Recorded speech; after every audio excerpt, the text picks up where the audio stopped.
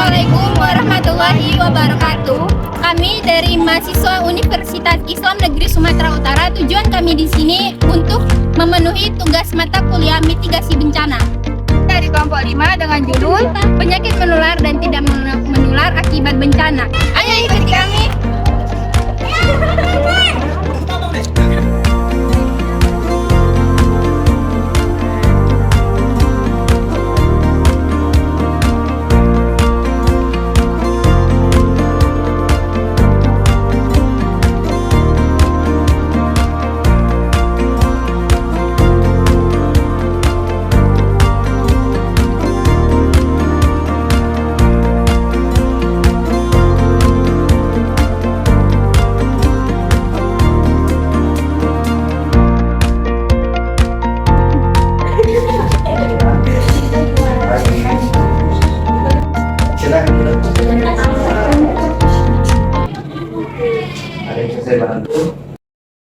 Kami di sini dari mahasiswa UINSU dari jurusan biologi. Kami dapat tugas dari dosen mitigasi bencana.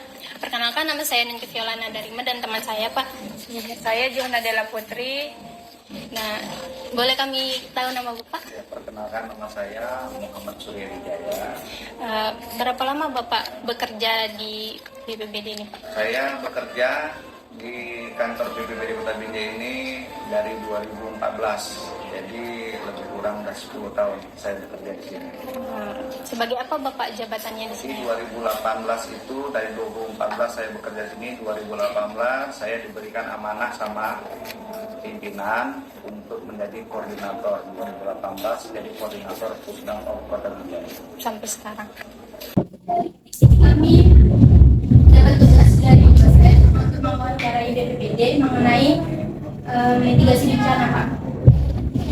Dari kelompok kami ini itu penyakit menular dan tidak menular akibat bencana. Pertanyaan yang pertama,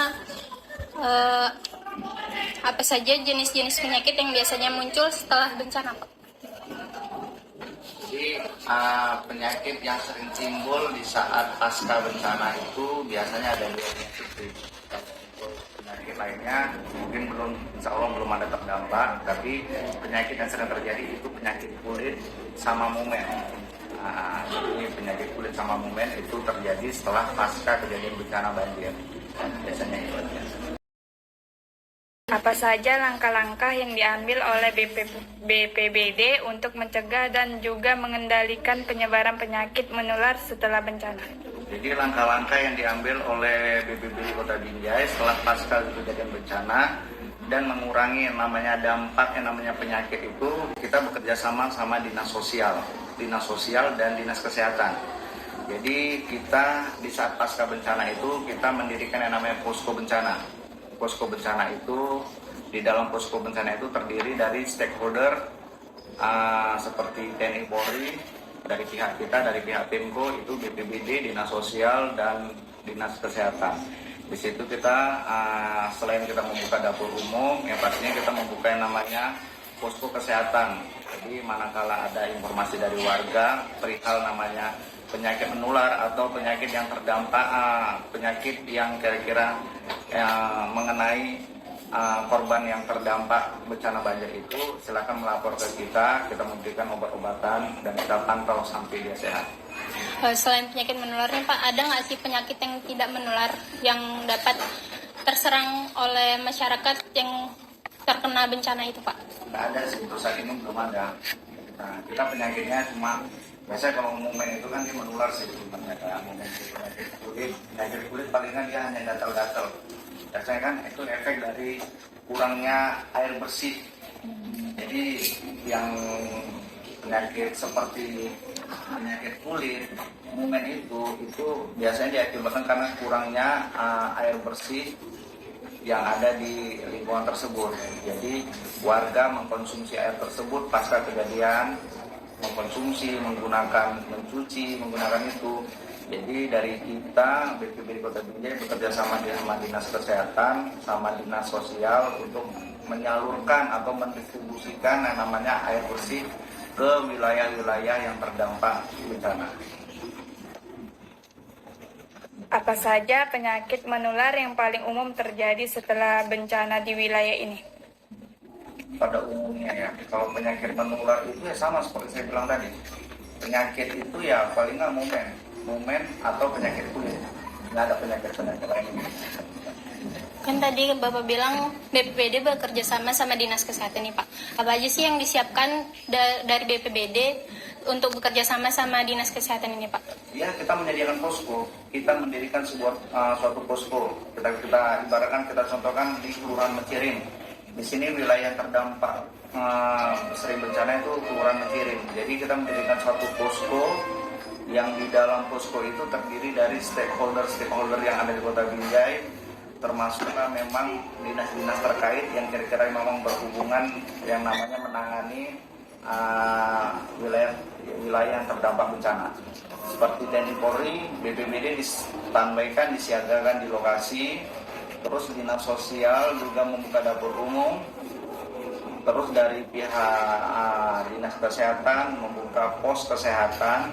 Di situ bisa merawat yang namanya merawat korban atau menerima pengaduan dari masyarakat. Di situ kita tanggapinya di satu titik, itu namanya posko bencana. Bagaimana BPBD memastikan bahwa korban bencana mendapatkan akses yang memadai? Kita selalu monitor dalam arti kata kita di situ bekerja sama stakeholder terkait seperti pihak kelurahan dan minimal Kepling, kepala lingkungan yang ada di lokasi rawan bencana tersebut. Kita saling berkoordinasi gimana keadaan warga di lingkungan tersebut, apa aja yang dibutuhkan warga tersebut. Apabila memang butuh namanya pengobatan, kita datangkan yang namanya tim kesehatan. Mereka butuh evakuasi, kita kirimkan namanya satgas. Mereka butuh konsumsi yang namanya untuk kebutuhan makan, kita membuka dapur umum.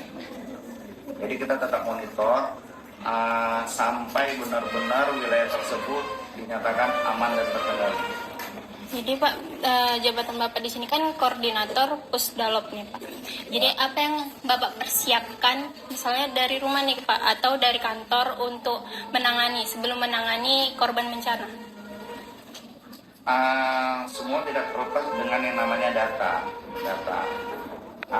Jadi awal dari berdirinya satu posko itu berdirinya itu berawal dari data. Jadi data itu jatuh ke Pusdamop, Pusat Pengendalian Operasi. Dari data tersebut kita di situ punya alasan dan punya wewenang kita mendirikan posko atau tidak. Jadi posko itu berdiri yang namanya tidak semua kejadian bencana itu kita nyatakan itu tanggap darurat. Tanggap darurat itu kita bisa ambil kesimpulan tanggap darurat itu dengan satu alasan, memang wilayah tersebut memang rawan bencana. Satu sisi banyak fasilitas umum yang terdampak, banyak korban yang terdampak, di situ kita dinyatakan namanya tanggap darurat. Tapi kalau seandainya memang biasa banjir genangan yang memang kita harus betul-betul kita standby di lokasi, kita tidak harus menaikkan status menjadi tanggap darurat. Kita hanya membuka posko seperti biasa saja menerima laporan keluarga. Baik Pak, terima kasih atas ilmunya, terima kasih sudah menjawab pertanyaan-pertanyaan kami. Terima kasih sudah membantu tugas kami. Terima kasih.